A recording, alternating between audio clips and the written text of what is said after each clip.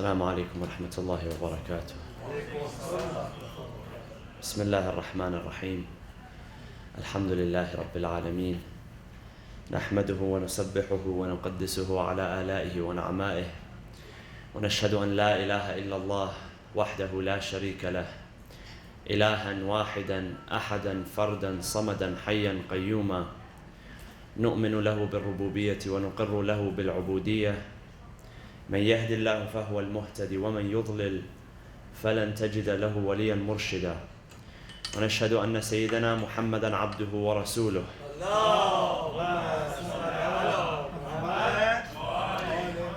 أرسله بالهدى ودين الحق ليظهره على الدين كله. اللهم صل وسلم وزد وبارك وترحم على محمد وآل محمد كما صليت وسلمت وباركت وترحمت على إبراهيم وآل إبراهيم في العالمين إنك حميد مجيد.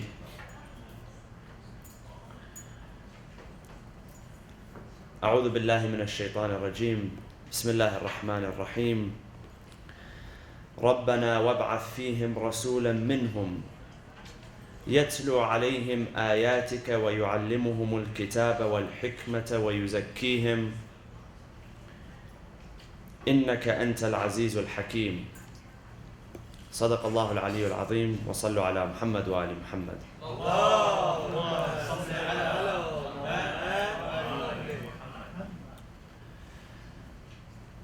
As a matter of consensus, it is widely believed that the first verses of the Quran to be revealed, to descend to the Prophet Muhammad sallallahu alaihi wasallam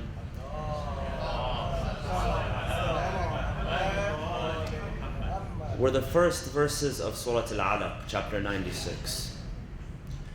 And as we know that it was a habit of the Prophet, before being revealed as a prophet, that he would visit Ghar Hira, the cave of Hira, in Jabal Nur, the mountain of Nur, in solitude. And that he was a Hanif, he was a monotheist.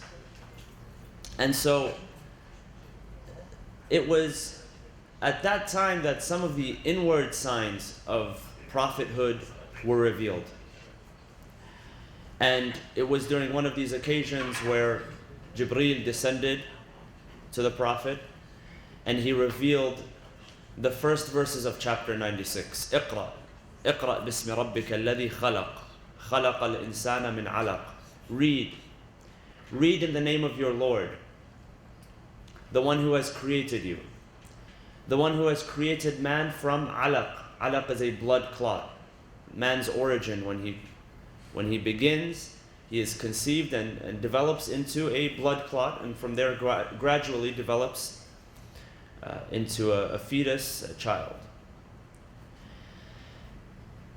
And the reaction of the Prophet was, when he heard the command, Iqra, read, his reaction was, Ma ana biqari, I am not a reciter. The command was to recite. His reply was, I am not a reciter. Ma ana biqari. And this marked the beginning of what was to be, for the next 23 years, the revelation of the Holy Quran in its entirety.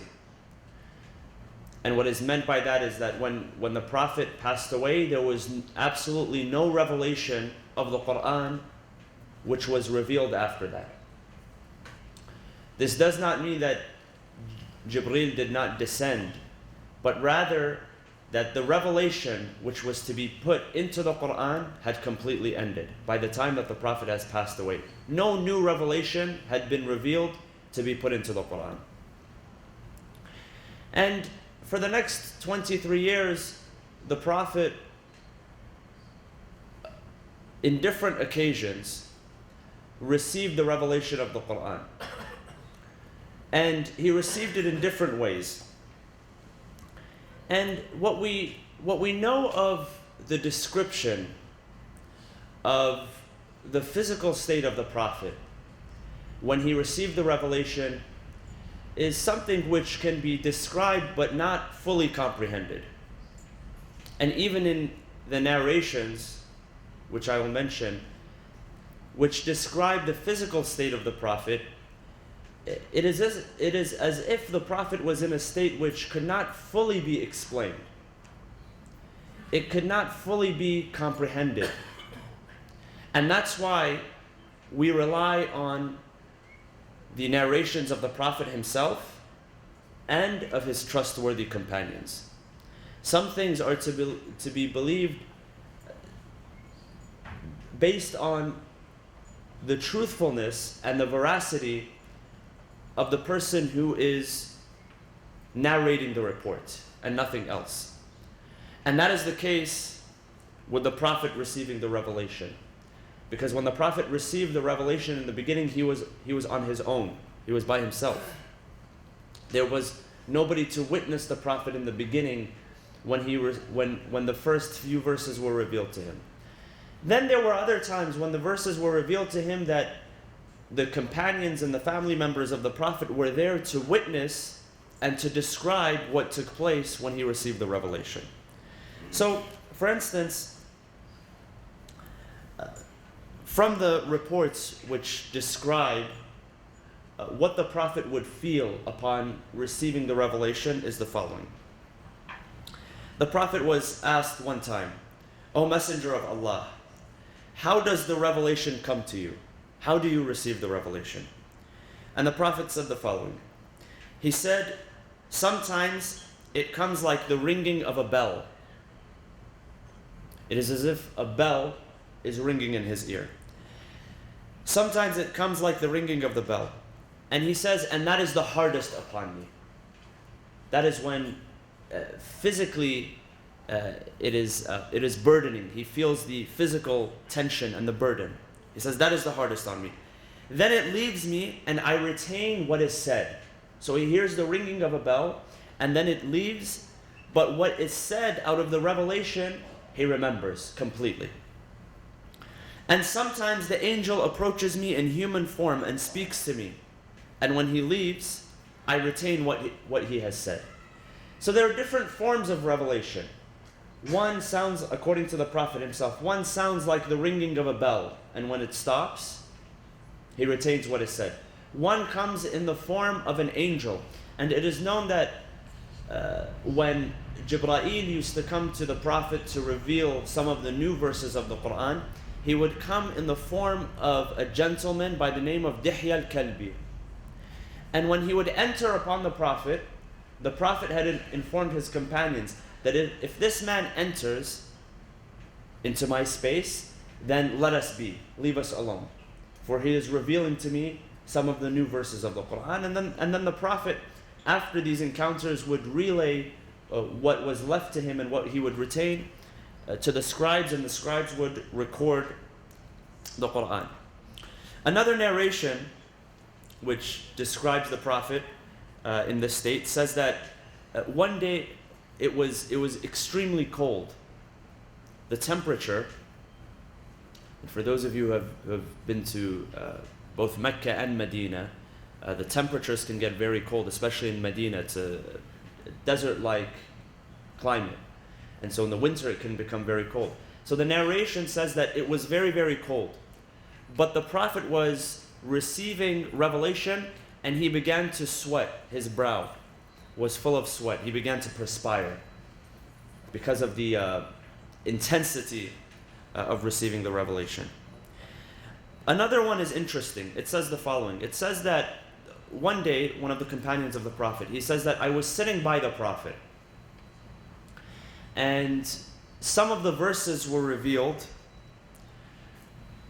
which concern those who go out and fight for the cause of Allah subhanahu wa ta'ala in jihad.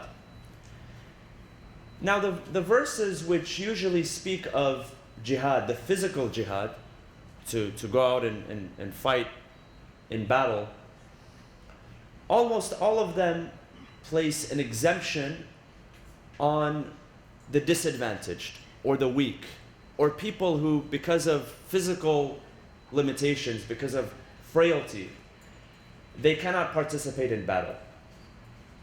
So there was a man sitting next to the Prophet, there was a man standing next to the Prophet by the name of Abdullah ibn Maktoum. And Abdullah ibn Maktoum was a blind man.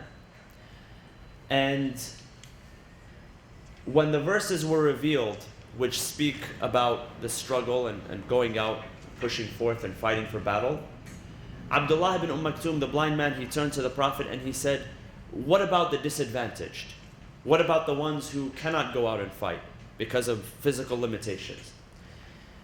So as a response to that, the next portion of the verse was revealed.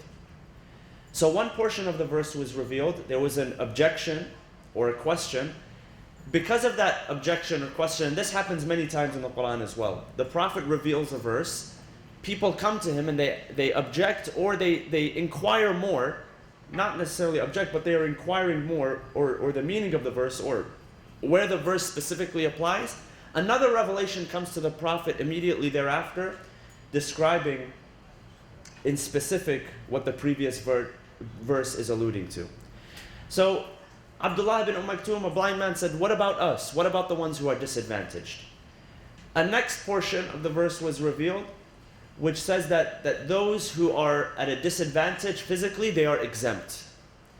Now the person who was narrating the hadith was sitting next to the Prophet, and the Prophet's thigh was above his thigh. And he said that when those verses were revealed, I felt something extremely heavy pushing down on my thigh, coming from the Prophet.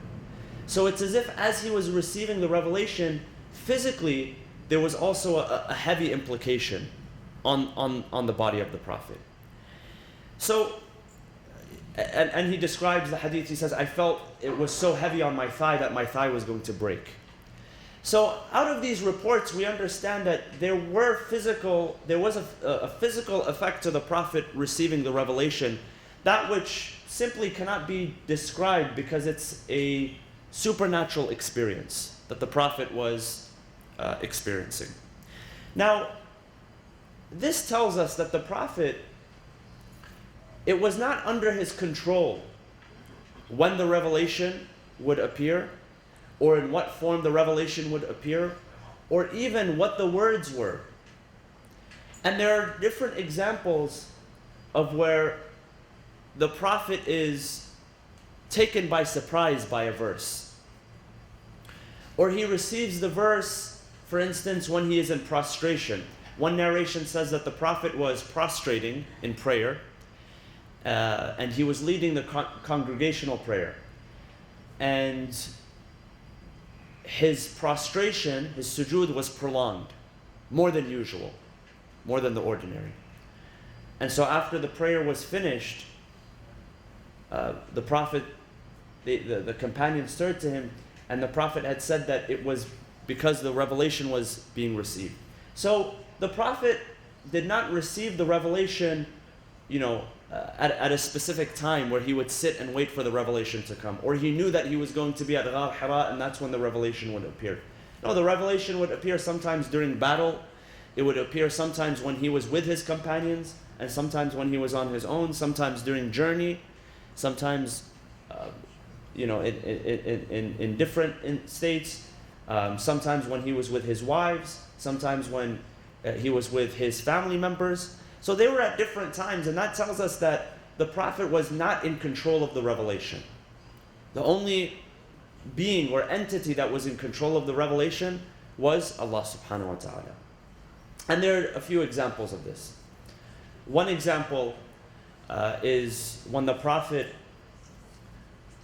received the first revelation, and then commentators say that after he received the first few verses of Surah Al-Alaq, اقرأ باسم ربك الذي خلق خلق الإنسان من علق اقرأ وربك الأكرم الذي علم بالقلم علم الإنسان ما لم يعلم. Those are the first 5 verses. Read in the name of your Lord, the one who created man from a blood clot, the one who taught men by the pen, and taught men that which they do not know. Now the Prophet, when he received this revelation, we know what happened. He descended from the mountain, he went to Khadija, he described to her experience, he was shrouded or wrapped in a cloth, and then after a while the Prophet stopped receiving revelation completely. He didn't receive any revelation. And to him, this was unusual. How could I receive revelation and then it stops completely for a while? And so because the revelation had stopped for a while, the Prophet he began to not doubt what had happened, because the Prophet never doubted what had happened. The Prophet knew, he was out of conviction, he understood what had happened. But the Prophet began to wonder when the revelation would continue. And at that point, it is said that the first few verses of Surah Al-Duha were revealed. وَالضُّحَى, Allah subhanahu wa ta'ala swears by Al-Duha, which is the dawn. وَاللَّيْلِ إِذَا سَجَى, and He also swears by the night. مَا وَدَّعَكَ رَبُّكَ وَمَا قَلَى. Your Lord, O Muhammad, صلوا على محمد وآل محمد.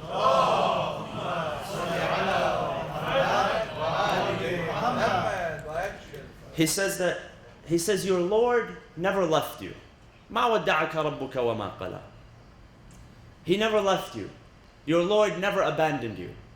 Your Lord always kept an eye out for you. وَلَلْآخِرَةُ خَيْرٌ لَكَ مِنَ الْأُولَى. And the second, the last, meaning the second life, the afterlife, is better than the first one. And your Lord will give you until you are satisfied. وَلَسَوْفَ يُعْطِيكَ رَبُّكَ فَتَرْضَى. Your Lord will continue to give you until you are satisfied. أَلَمْ يَجِدْكَ يَتِيمًا فَآوَى. Did He not find you as an orphan? And you were an orphan, and He gave you shelter. وَوَجَدَكَ ضَالًّا فَهَدَى. And He found you not knowing the details of your message, not knowing what your responsibility is. فَهَدَى. And He gave you guidance. وَوَجَدَكَ عَائِلًا فَأَغْنَى. And He found you with nothing. You had nothing in your hand. فَأَغْنَى. And He enriched you. So Allah is telling him, don't worry. We will reveal to you the revelation, and we will send to you guidance when you need it. Because we took care of you all of these years. You were an orphan, and we brought you to people who would take care of you. You had nothing, and we enriched you. We gave you guidance, and we looked after you. So your Lord will never abandon you. Your Lord will always provide for you. Even at times where you think that your Lord has forgotten about you, your Lord is always there. And so the Prophet, after this, came at ease. But after that, the Prophet never knew exactly when the revelation would reveal. In fact, some of the interesting ways that was revealed, as an example, the Prophet was one day in Medina, after he had left Mecca, when he settled in Medina. The Prophet was visiting a group of people outside, on the outskirts of Medina. And he was preaching to them the message. He was preaching to them the message of Islam, and the Prophet was with some of his companions. And at that time, up until that time, the Qibla, the direction of the Muslims during prayer, was where? Al-Quds, Jerusalem. At that time, it was during that occasion that Allah subhanahu wa ta'ala chose for the Muslims to, in preparation to conquer Mecca, for the conquest of Mecca, God had decided that the Muslims would now alter their Qibla, their direction, from Jerusalem, which was in the north, to Mecca, which was in the south. And this happened during the prayer. Allah subhanahu wa ta'ala tells the Prophet that we will send you at a direction, and we will alter your direction to a qibla which you will be satisfied with. فَلَنُوَلِّيَنَّكَ قِبْلَةً تَرْضَاهَا. We will send you towards a direction that you will be satisfied with. And during the prayer, as he received the revelation, the narration says that Jibreel held the Prophet from his shoulder, and he turned him 180 degrees, from north towards Jerusalem to the south towards Mecca. And the companions who were standing behind the Prophet also, their direction was also turned. And so, a story like this, the Prophet didn't choose when the revelation would come. If the Prophet would have chose, he could have chose before the prayer or after the prayer. But it happened right in the middle of prayer. Another example and this is mentioned in chapter number 24, Surah An-Nur. And chapter number 24 actually begins with these verses, Al-Ifk. And according to different narrations, of course, and there are different interpretations and different commentaries on this matter. But one popular interpretation says that one of the wives of the Prophet, coming back from one of the battles, the battle of Ben al-Mustala, was accused of an evil act. And there were a few people in the society, in the community, in the Medinan community, who began to point fingers. And they began to spread rumors. And of course, what happens with rumors is that they're enlarged and they're blown out of proportion, and something which potentially begins as a joke or something which begins as just an accusation of no base becomes a truth. If enough people repeat it, it becomes a truth, it becomes amplified.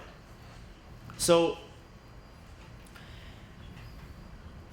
Allah subhanahu wa ta'ala speaks about the ifk, which is this particular event, that a group of people got together and they created a slander, a lie, and they attributed it, the act, the evil deed, to one of the wives of the Prophet.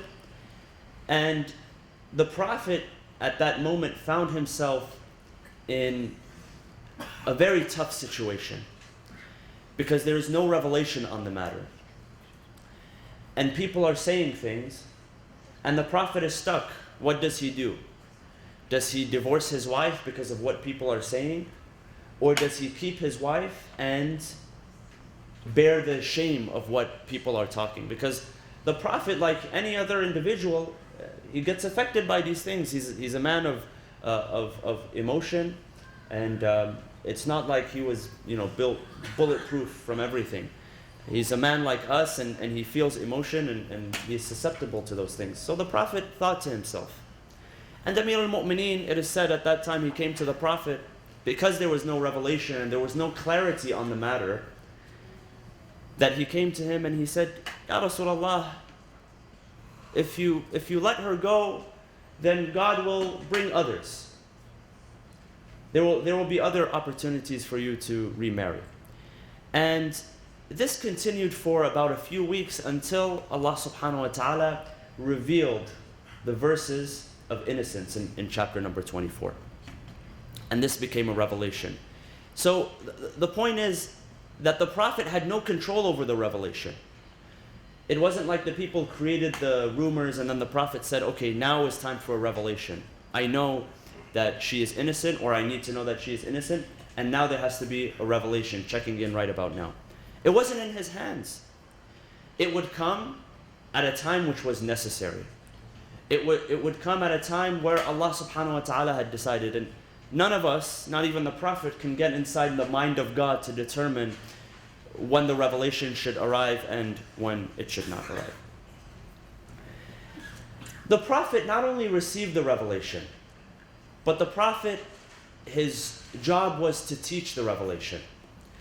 And if you look at Surah Al-Baqarah, chapter number 2, verse 129, one of the supplications that Ibrahim makes, the Prophet Ibrahim makes, because the Prophet Ibrahim, when he was commissioned with building the Kaaba, when he was commissioned with bringing his family to Mecca, to the barren valley, Biwadin Ghayri Dhi Zar, which he refers to, after he had completed his task, he made supplication. He made certain supplications. So one of his supplications, he said, "Oh Allah, make this land a land which is secure, a land which is protected, where nobody will be harmed." This is number one. Another one, he said, "To these people that we have called for the pilgrimage," because Allah had ordered Ibrahim to stand upon the mountain and call people to pilgrimage, call people to visit his home. He said the following, Ibrahim, "Rabbana wab'ath fihim," O Allah, send to them rasulan minhum, a messenger which is from them, from among them, yatlu alayhim ayatik, one who would recite to them your verses, wa yu'allimuhum al-kitaba wal-hikmah, he would teach them the book, the teachings of the book. وَالْحِكْمَةِ, hikmah is wisdom. وَيُزَكِّيهِمْ, and through this he would purify them. So not only that he was a vessel for receiving the revelation, he would teach the revelation, he would teach them the teachings of the book, he would teach them the recitation, how to recite it as well, so that it would be recited properly. And he would teach them wisdom, and he would purify them. إِنَّكَ أَنْتَ الْعَزِيزُ الْحَكِيمُ. Truly, you are the most mighty, you are the most wise. And this was the dua of Ibrahim. So the prophet which emerged from those people, from the people of Mecca, from among them, who taught them the recitation, and who taught them the book, and who taught them wisdom, and who purified them, even though Ibrahim does not say his name, but who is this prophet? Muhammad. Sallu ala Muhammad wa ali Muhammad.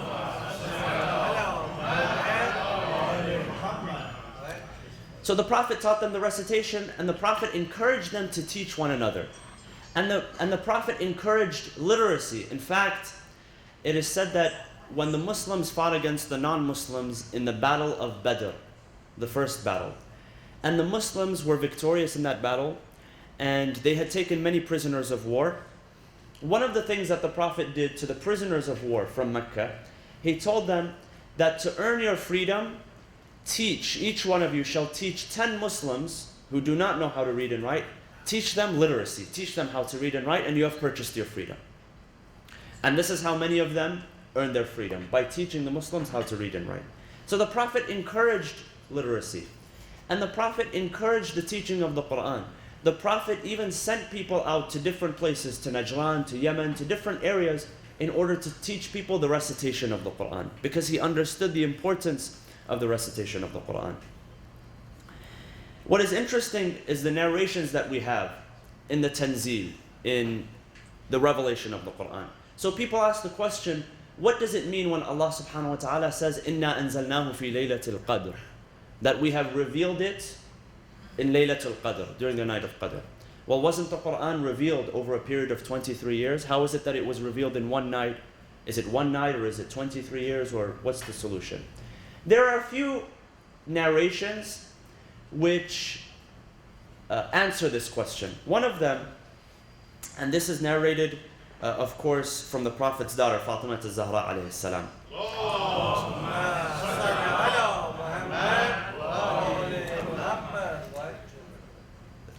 She says the following, that the Prophet informed me secretly. So Fatima is saying that the Prophet had told me secretly. Gabriel used to recite the Quran to me, and I to him once a year. So every year, Jibreel would recite the entire Quran to the Prophet, and the Prophet would recite it to Jibreel once a year. But this year, he has recited the entire Quran with me twice, the Prophet is saying. I do not think but that my death is approaching, since it was being mentioned twice.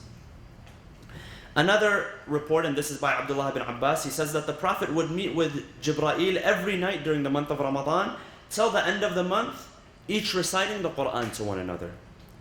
Another hadith says that, again, that they would recite the Quran to one another once in the span of a year, and that in his final year it was recited twice, because he knew the death was impending, that his martyrdom was imminent.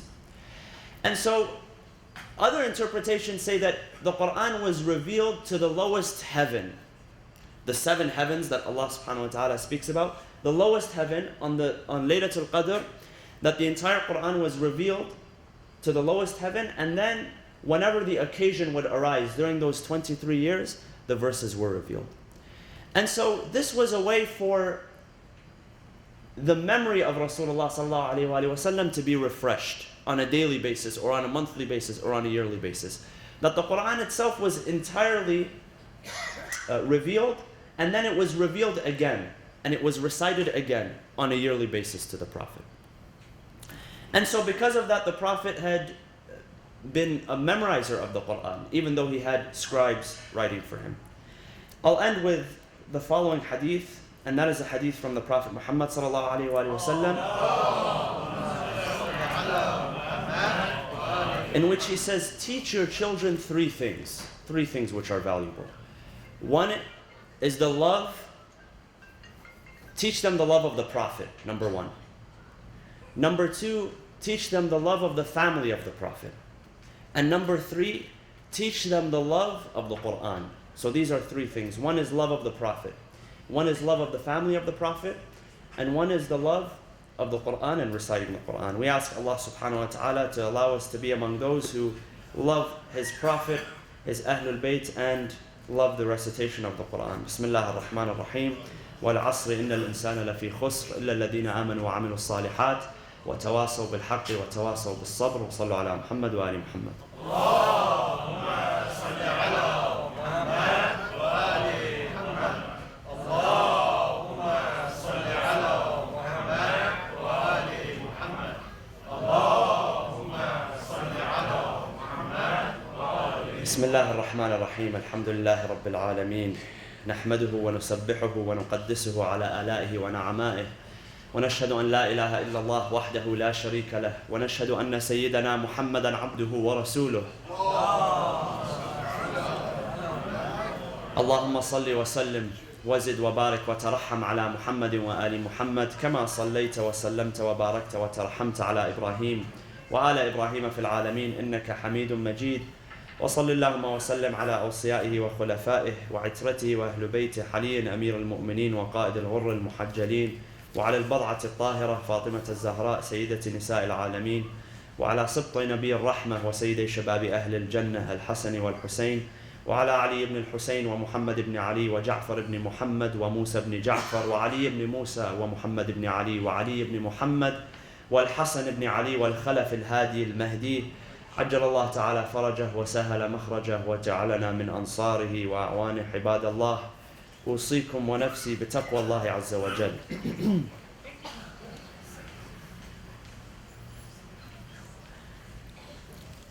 I want to share with you a few of the narrations of our ninth Imam, Al-Imam Muhammad al-Jawad alayhi salam, because we are in the days of commemorating his martyrdom. And yesterday I mentioned that he was born in the month of Rajab, and he passed away on the 30th of Dhul Qa'dah. And now we are at the end of the month of Dhul Qa'dah. And Al-Imam al-Jawad lived a lifestyle of humility and a lifestyle of generosity. And this is why he was given the name Al-Jawad. Al-Jawad means the one who is greatly generous. And he passed away at the age of 25. Passed away in his youth. And when his father, the eighth Imam, Al-Imam Ali ibn Musa Rida, had passed away, he was less than 10 years old. And so the responsibility of leadership was placed upon his shoulders at a very young age, at an adolescent age.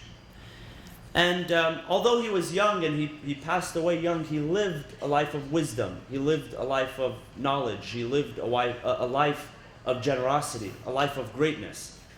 And just to share with you some of the narrations that this great Imam had said, in one of them he says the following. He says, having trust in Allah is the cost to every valuable thing. Anything which is valuable, anything which is worth attaining, anything which is worth acquiring, the cost of that is having trust in Allah. You need trust in Allah subhanahu wa ta'ala. It is the cost to every valuable thing, and it is the ladder to anything of lofty height, anything which is worth reaching up to, anything which is of great value. The cost of that is trust in Allah, and the ladder to that is trust in Allah. Another hadith says the following, that a believer's honor is in their independence from others, when they are completely independent of others. When that doesn't mean that they don't work with others, but they know that at the end of the day, their sustenance comes from their own work and from Allah subhanahu wa ta'ala, through their own work, through their own struggle, through their own greatness. A believer's honor is in their independence from others. Another hadith says the following, beware of being Allah's lover and friend in public and His enemy in private. Do not display that you are a lover and a friend of God in public, in front of people, to receive their reward and to receive their praise, but be an enemy of Allah in private. What you do in public, you should match with what you do in private, and vice versa. And the last, he says the following: a believer is in need of 3 virtues. One is success from Allah. He needs success from Allah, guidance from Allah. Number 2, a self-preacher who constantly admonishes him from within. Not an outside preacher, not somebody on the minbar, on the podium. A self-preacher. He needs something which is from within, which will continuously admonish him. And the third is access to advisors who would help him attain guidance. So one is from Allah, one is from within the self, and one is from other people. And this is how a successful person operates. These are 3 virtues that a believer is in need of. We ask Allah subhanahu wa ta'ala to allow us to receive the admonishment of the Imam. Brothers and sisters, let us raise our hands in dua, since today is a very blessed day, the day of Friday, for all of those who are in need of our help, all of those who are in need of our assistance. We have a few people in the community who require our help. They need our assistance, our dua, because they are in the hospital. Others who are ailing, others who have passed away recently in the past couple of weeks. So let us remember all of them and recite the following verse 5 times. أعوذ بالله من الشيطان الرجيم بسم الله الرحمن الرحيم أمن يجيب المضطر إذا دعاه ويكشف السوء أمن يجيب المضطر إذا دعاه ويكشف السوء أمن يجيب المضطر إذا دعاه ويكشف السوء أمن يجيب المضطر إذا دعاه ويكشف السوء أمن يجيب المضطر إذا دعاه ويكشف السوء اللهم اغفر للمؤمنين والمؤمنات والمسلمين والمسلمات الأحياء منهم والأموات تابع بيننا وبينهم بالخيرات إنك مجيب الدعوات إنك قاضي الحاجات إنك على كل شيء قدير برحمتك يا أرحم الراحمين وصلى الله وسلم على سيدنا محمد وعلى أهل بيته الطيبين الطاهرين.